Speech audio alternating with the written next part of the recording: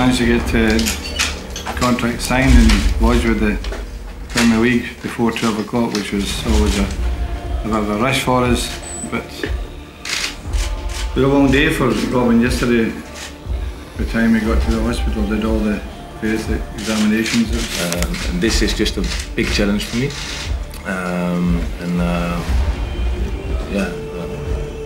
I made it clear before in my statement, and you've all read it, that my views on certain elements were not similar to the one of Arsenal, but that's life.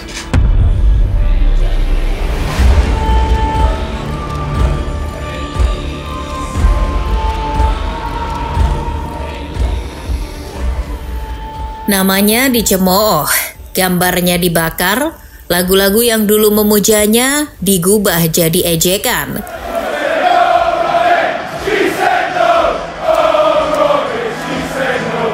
Kita sedang membicarakan Robin van Persie, sang top scorer, kapten kesayangan dan simbol harapan baru bagi Arsenal yang telah memilih jalan yang tak bisa diampuni. Ia menyeberang ke musuh bebuyutan Manchester United. Bagi banyak fans, itu bukan sekedar transfer, itu pengkhianatan, penusukan dari belakang oleh seseorang yang pernah bersumpah setia. Ia adalah kapten yang memimpin dengan kepala tegak hanya untuk kemudian membungkuk di hadapan rival. Namun, seperti banyak kisah dalam dunia sepak bola, cerita ini tidak sesederhana hitam dan putih. Di balik transfer kontroversial itu, tersimpan serangkaian pertanyaan yang belum sepenuhnya terjawab. Mengapa Van Persie begitu yakin untuk pergi setelah satu musim terbaiknya? Apakah benar ia hanya mengejar trofi semata?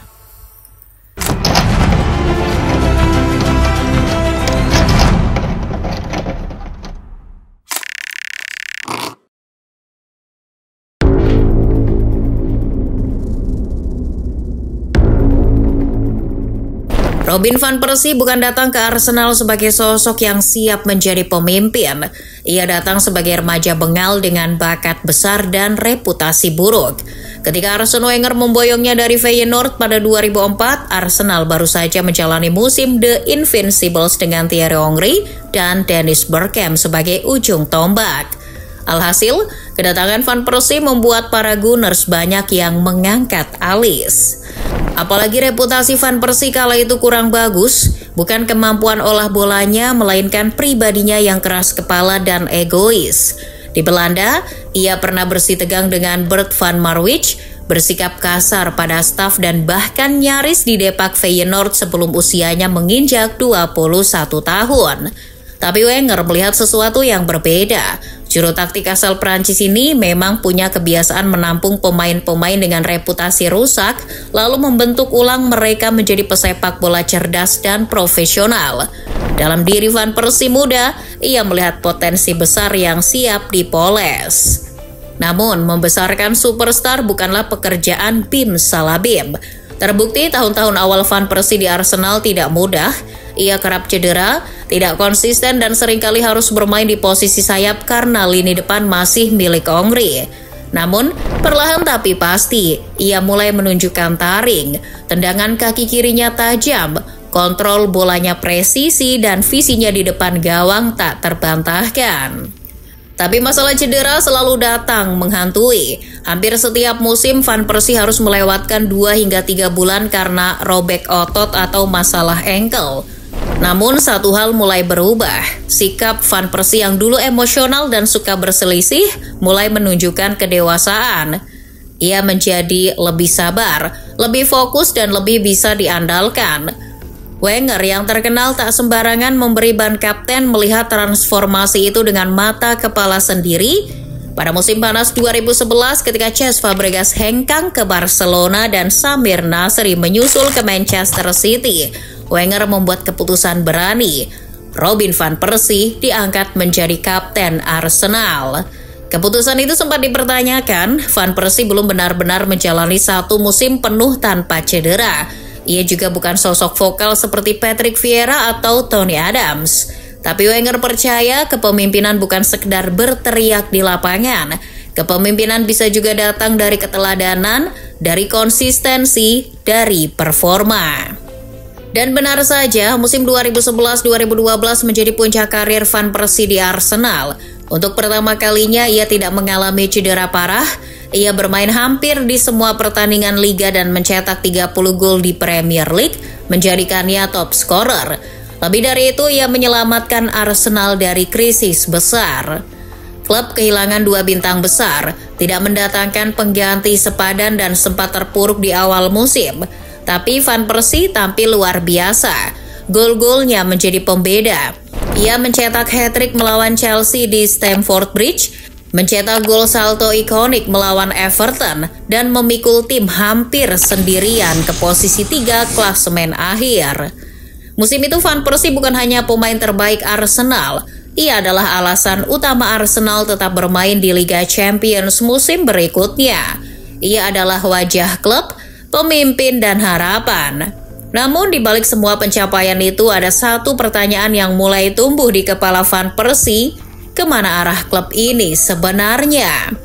Arsenal memang finish di 4 besar, tapi jarak dengan peringkat pertama Manchester City mencapai 19 poin. Tak ada trofi, tak ada sinyal perekrutan besar.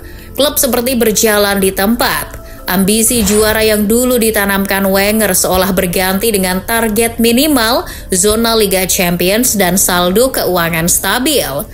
Van Persie yang saat itu sudah memasuki usia 29 tahun tahu waktu tidak berpihak padanya. Ia sadar bahwa musim-musim terbaiknya sudah hampir habis. Satu cedera buruk bisa mengubah segalanya, dan setelah memberi segalanya musim itu ia mulai bertanya, apakah klub akan membalas kepercayaan itu dengan membangun tim yang benar-benar bisa bersaing? Dari luar semua tampak ideal. Van Persie adalah kapten, top scorer liga, pahlawan publik Emirates. Tapi dari dalam, keyakinannya mulai retak. Bukan karena gaji, bukan karena ego, tapi karena keraguan. Ia mulai melihat bahwa mungkin, hanya mungkin, Arsenal tidak akan pernah benar-benar bertarung untuk gelar dalam waktu dekat. Dan ketika kepercayaan mulai goyah, sesuatu yang dulu tampak mustahil mulai terlihat masuk akal. Van Persie pun membuat keputusan besar dalam karirnya. Dan apakah keputusan itu bakal membawa Van Persie ke puncak pribadi yang diinginkannya?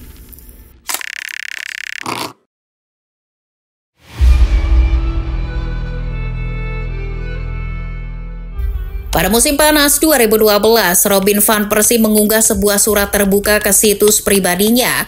Tidak melalui konferensi pers, tidak pula lewat wawancara eksklusif. Hanya sebuah pernyataan panjang yang menjelaskan satu hal, ia tidak akan memperpanjang kontraknya di Arsenal.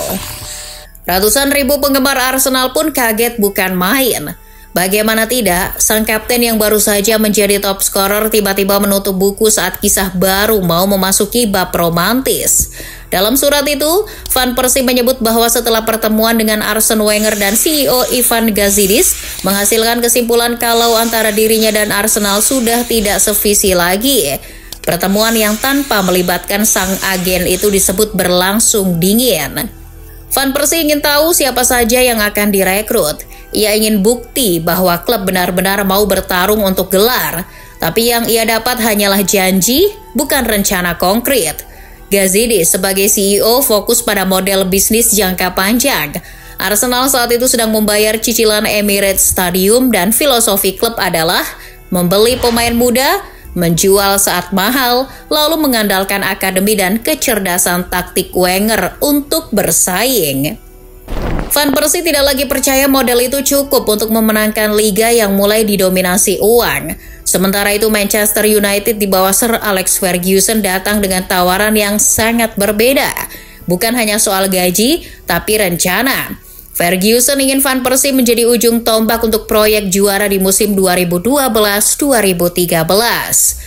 Ia menjanjikan status pemain utama, formasi yang dibangun mengelilinginya, dan yang terpenting peluang nyata untuk mengangkat trofi Premier League. Sesuatu yang tak pernah diberikan Arsenal sejak Van Persie pertama kali datang 8 tahun sebelumnya. Bagi Van Persie, keputusan mulai tampak jelas. Kemana ia melangkah dan dalam situasi seperti itu, apakah salah jika Van Persie akhirnya memutuskan pergi? Yang jelas, dari pihak Arsenal, terutama para fans, surat terbuka itu bukan sekedar kabar kepergian, tapi juga pernyataan bermusuhan. Sebab ia pindah ke tempat yang boleh dikatakan paling terlarang. Sebab Manchester United adalah rival utama, musuh bebuyutan. Klub yang selama bertahun-tahun menertawakan kegagalan Arsenal meraih trofi. Tak butuh waktu lama bagi publik Emirates untuk menarik kesimpulan, Robin van Persie adalah pengkhianat. Seorang pemain yang dielu-elukan, diberi ban kapten lalu meninggalkan klub demi trofi dan kemuliaan pribadi. Jika orang seperti itu saja memilih pergi, apa yang bisa diharapkan dari pemain lain? Alhasil dalam satu malam, dari simbol klub, Van Persie berubah menjadi musuh. Lantas, bagaimana dengan nasib Van Persie? Apakah di Old Trafford ia mendapat apa yang dicari?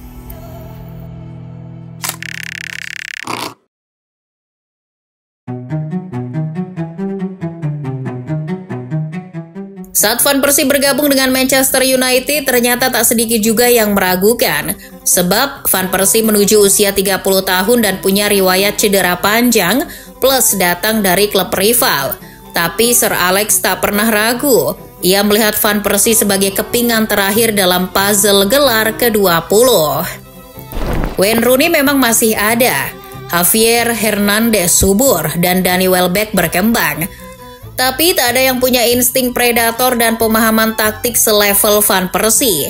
Setan merah butuh gol cepat, butuh penyerang dengan ketajaman klinis di depan gawang, dan dalam waktu singkat Van Persie menjawab semua itu. Ia mencetak gol di laga debut lawan Fulham, menentukan kemenangan di Anfield, mencetak gol indah di derby Manchester, dan tentu saja hat-trick ke gawang Aston Villa yang memastikan gelar di pekan ke-34. Salah satu golnya, tembakan voli spektakuler dari umpan lambung Wayne Rooney, menjadi ikon musim itu yang diabadikan dalam mural, highlight, dan kenangan. Seluruh musim berjalan seolah sudah ditulis untuknya. Setahun setelah menulis surat terbuka yang membuatnya dicaci sebagai pengkhianat, Robin van Persie berdiri di podium juara sebagai top skor liga dan pahlawan Manchester United. Sementara itu di Arsenal, suasana jauh berbeda. Musim 2012-13 berjalan dengan ironi pahit. Pasca era RVP, Arsenal bertumpu pada Oliver Giroud dan Lukas Podolski, dua pemain baru yang datang tanpa pengalaman Premier League. Arsenal finish keempat, tak ada trofi, tak ada progres berarti. Di saat Emirates mencemooh Van Persie, Emirates juga diam-diam merindukannya. Setiap gol yang ia cetak untuk United terasa seperti tamparan, bukan hanya untuk fans, tapi untuk manajemen. Beberapa pendukung mulai bertanya, jika Van Persie bertahan, apakah Arsenal bisa juara? Atau justru kepergiannya membuka mata bahwa mimpi juara dengan skuad seadanya adalah ilusi? Wenger sendiri tak banyak bicara soal kepergian Van Persie, selain bahwa itu keputusan yang menyakitkan.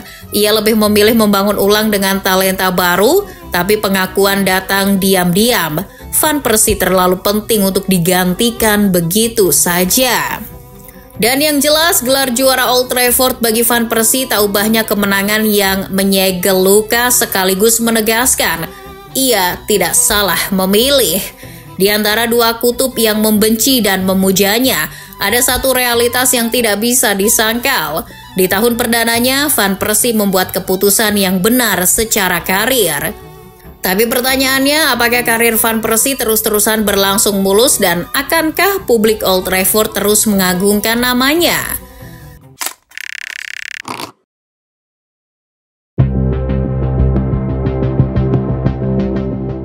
Ketika musim 2012-13 usai, Van Persie memang telah mendapatkan apa yang ia cari. Tapi sayangnya, musim itu juga menjadi simbol last dance dari dinasti Ferguson. Ketika Ferguson pensiun, keputusan itu mengejutkan banyak pihak, dan bagi Van Persie itu adalah awal dari perubahan besar yang tak bisa ia kontrol.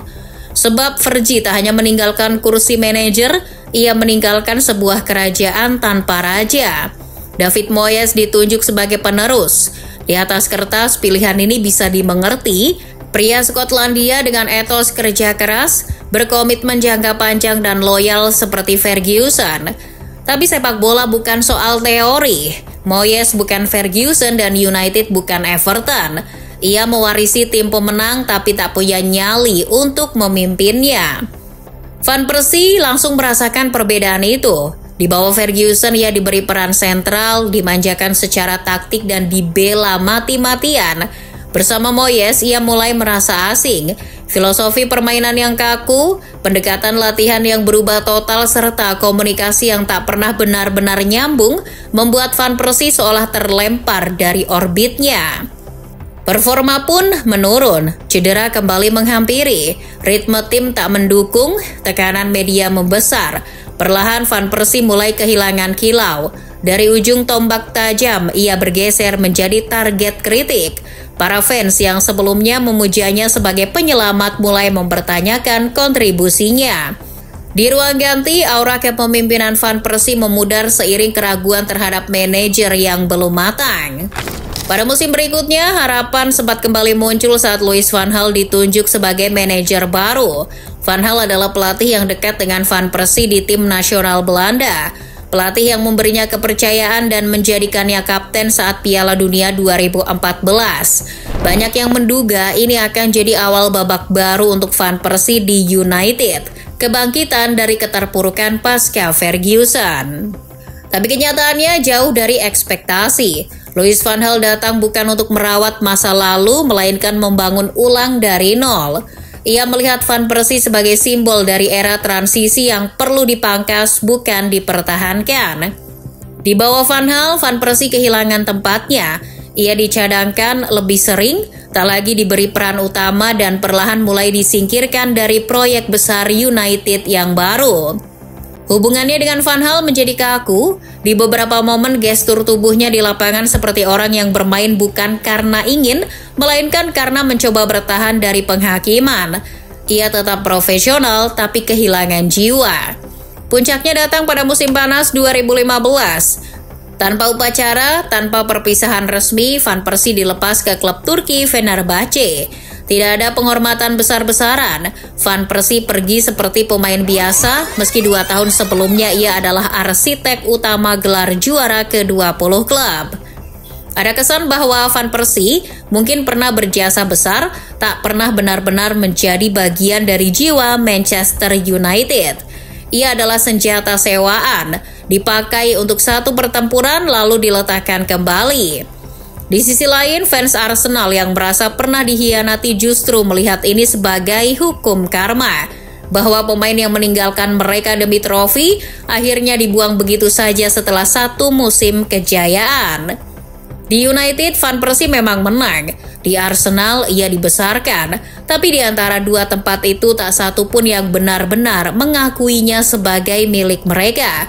Dan mungkin dalam hati kecil Van Persie, itu adalah ironi yang paling menyakitkan. Menjadi terlalu besar untuk satu klub tapi terlalu sebentar untuk yang lain. Dan setelah tak dimaafkan oleh Arsenal dan dipandang biasa-biasa saja di Manchester United, bagaimana kelanjutan perjalanan karir Van Persie? Apakah ia kehabisan energi atau menemukan rumah yang bisa menerima dirinya lagi?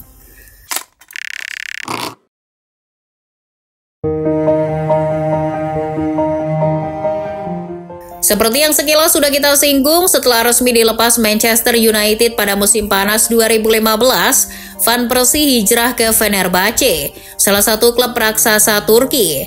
Transfer ini lebih bersifat praktis ketimbang ambisius. Di usia 32 tahun dengan tubuh yang mulai menua dan riwayat cedera yang panjang, opsi Van Persie memang terbatas. Liga Turki menawarkan 2 hal yang ia butuhkan, jam bermain dan suasana baru yang jauh dari tekanan Premier League. Di Fenerbahce, performanya cukup stabil meski tidak lagi segarang masa puncaknya. Ia mencetak total 36 gol dalam 87 pertandingan selama 3 musim. Ia menjadi figur sentral meski tidak dominan. Di Turki, ia kembali menemukan ruang untuk bermain lepas tanpa ekspektasi besar atau sorotan media Inggris yang intens. Tapi publik tahu ini bukan Van Persie yang sama dengan musim pertamanya di United atau musim terakhirnya di Arsenal. Fenerbahce adalah fase sunset dalam karirnya. Tenang, perlahan dan penuh refleksi. Tahun 2018 setelah kontraknya dengan Fenerbahce berakhir, Van Persie membuat keputusan yang emosional. Pulang ke Feyenoord, klub masa kecil tempat ia dibesarkan sebelum terbang ke Arsenal. Banyak yang menyangka kepulangan ini hanya seremonial, sekedar nostalgia. Tapi RVP membuktikan bahwa ia masih bisa menyumbang sesuatu yang berarti. Di musim 2018-2019 pada usia 35 tahun, Van Persie menjadi kapten tim. Ia mencetak 18 gol di semua kompetisi termasuk brace dalam kemenangan atas Ajax Amsterdam. 2 gol yang membawa Feyenoord memenangi derby De Klassieker itu semacam revenge emosional atas segala pahitnya masa lalu. Gaya bermain Van Persie pun berubah, tak lagi cepat tapi lebih bijak. Selain tetap memberi kontribusi di lapangan, ia jadi mentor bagi pemain muda, termasuk bagi Calvin Verdong yang ketika itu masih berusia 19 tahun. Dan di akhir musim itu ia pensiun dengan kaos Feyenoord di stadion yang mencintainya sejak remaja. Ia mengakhiri karir bukan dengan piala besar tapi dengan pelukan hangat dari klub yang tak pernah menghakiminya. Setelah pensiun, Van Persie tidak benar-benar meninggalkan dunia sepak bola. Ia sempat menjadi pandit dan analis pertandingan, lalu perlahan kembali ke Feyenoord sebagai pelatih teknik. Di sana ia fokus membina striker muda, membagikan ilmu yang ia kumpulkan selama 2 dekade berkelana di Eropa. Barulah pada Februari 2025 lalu Van Persie diangkat sebagai pelatih kepala klub yang terletak di kota Rotterdam tersebut. Meski sudah jadi pelatih, kisah kepindahan Van Persie dari Arsenal ke Manchester United masih terus melekat padanya. Menjadi bagian dari cerita hidup yang bakal terus dikenang oleh orang-orang. Namun, apakah adil untuk menyebut Van Persie sebagai pengkhianat yang menikam Arsenal hanya karena capaian individu bersama tim rival? Dan apakah hanya karena itu Van Persie tak layak disebut sebagai legenda?